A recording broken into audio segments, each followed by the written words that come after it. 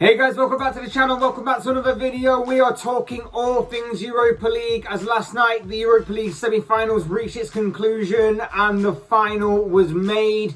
It was heartbreak for Arsenal, it was triumphant for Unai Emery and Villareal. It was let's just say, it was a night for United that saw them break their semi-final curse and do that officially. Whilst for Roma, they crashed out of this competition, but not before giving a last hurrah for their Europa League efforts. Before we go any further and before we talk about more about last night's Europa League action and of course the final that is to come, a quick reminder to please like the video and also subscribe if you're new. Both things will always and forever be greatly appreciated. But for now, let's get back talking about last night's Europa League action, beginning with Arsenal, who crashed out last night at the hands of their former manager Unai Emery and his Spanish side Villareal. Yep, it was more heartache and frustration as far as you're concerned if you're an Arsenal fan or anybody associated with Arsenal, after the Gunners drew 0-0 on the night with Villareal, and that meant that the scoreline on aggregate was of course 2-1 in favour of the Spanish side, and it meant that Arsenal get knocked out of this competition and Villareal are the ones to progress to the final. Following the first leg, which ended in a 2-1 victory to the Spanish side, Arsenal carried with them into this game what could have turned out to have been an important away goal. However, in the end, it wasn't to be, despite the Gunners creating many of the game's best chances.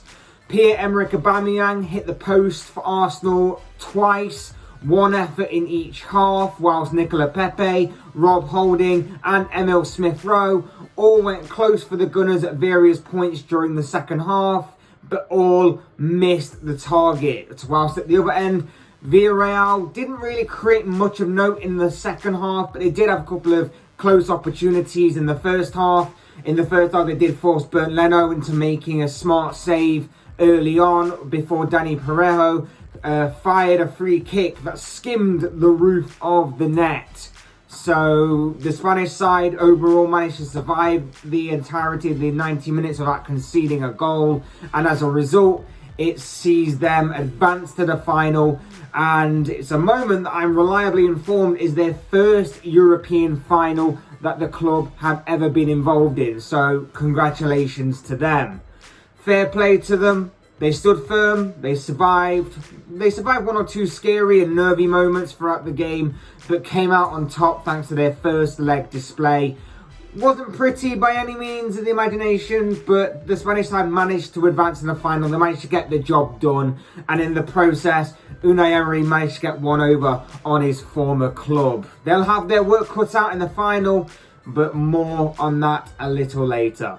As for Arsenal, well, that's their last hope of Champions League football for next season, gone up in flames. Even getting back into next season's Europa League looks a bit of a stretch right now, considering where they are in the league.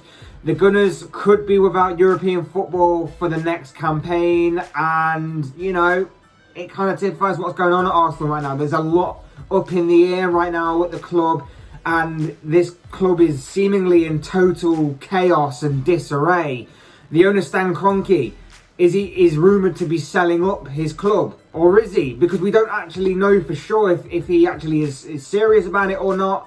Having no European football could possibly force his hand a little bit, force him to maybe make a decision on whether he's going to sell or not in the near future. Does he cash in? Does he stick it out till the end?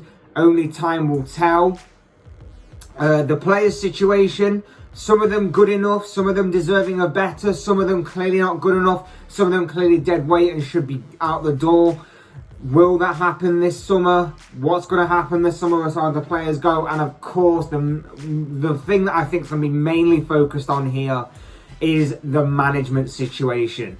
A season like what Arsenal are having domestically right now, along with being knocked out of this tournament, a competition that, given how things have been mapped out for the club, Arsenal really should have been making their way to the final at the very least, you feel, is only going to increase the pressure on Mikel Arteta, isn't it? And we're going to have to revisit the Arteta in or Arteta out debate for days and weeks and maybe even months to come. And these questions, along with the ownership, along with the players, are all going to have to be answered by the club in the near future, ASAP. But for right now, the bottom line is that there will be no Europa League glory for Arsenal this season after they were knocked out by Villareal in the semi-final, and the Spanish side will go on to face Manchester United in the final. Yep, in a more predictable game, shall we say, Manchester United are through to the final despite losing 3-2 on the night. But that absolute 6-2 thumping, of course, was the real difference maker, wasn't it? Because that was the victory they dealt to Roma in the first leg, and pretty much this tie was seemingly over before a ball was even kicked in the second leg in this particular game. United have had a bit of a hoodoo, shall we say, in terms of semi-finals in the past couple of years. They seemingly haven't been able to break that sort of run of getting to semi-finals but not progressing any further. But they finally managed to break that curse here, mainly down to their first leg performance, as I mentioned, in which they won 6-2 at home against Roma. And although we've seen many times in the past anything can happen in a 90-minute game of football, particularly in a second leg of a European competition, it seemed pretty predictable that United would make up half of that final to come in a few weeks' time, and that is exactly what has happened. Edinson Cavani scored the opening goal of the game before Edin Dzeko equalised in the second half. Brian Cristante hit Roma. Scored for Roma, put them into the lead before Cavani came up with another goal for United to equalise.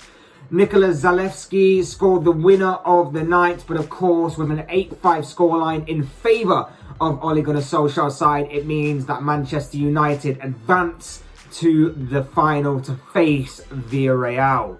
From an entertainment point of view, for a neutral at least, it was a pretty good game across both legs, in all honesty. But for Ole Gunnar Solskjaer, I'd imagine slightly mixed emotions right now. You know, joy that you finally managed to reach a final, joy that you're 90 minutes away from lifting a trophy, possibly. But then again, on the other side, you're a little angry, you're a little frustrated, because let's face it, in this particular game, his side didn't really play much better, and actually had a combination of a bit of luck mixed with some good goalkeeping from David De Gea to thank for the scoreline not being as close, at least, as what it could have been. But they got the job done some way, somehow, and they progressed to the final, like I mentioned. As for Roma, they crash out of this competition. Their Europa League journey ends here and can now look forward to Jose Mourinho taking charge of the Italian club next season. Safe to say, that should be interesting. So it means that the Europa League boils down to just Manchester United and Villareal. Ole Gunnar Solskjaer versus Unai Emery. On paper, this should have United winning written all over it. But of course, games aren't won on paper. United go in heavy favourites, you feel, and really there should be no excuses from this point forward about United not winning it, because United have to win this. But to be fair to Villareal, of course they have a chance. Of course, don't completely count them out yet.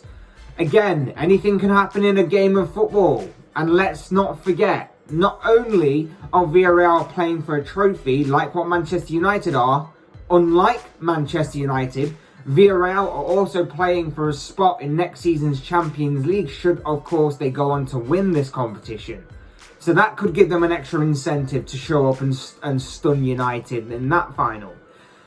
And also, we know that Unai Emery likes this competition. We know that Unai Emery is notorious with success in this competition, having won it 3 times back to back with Sevilla.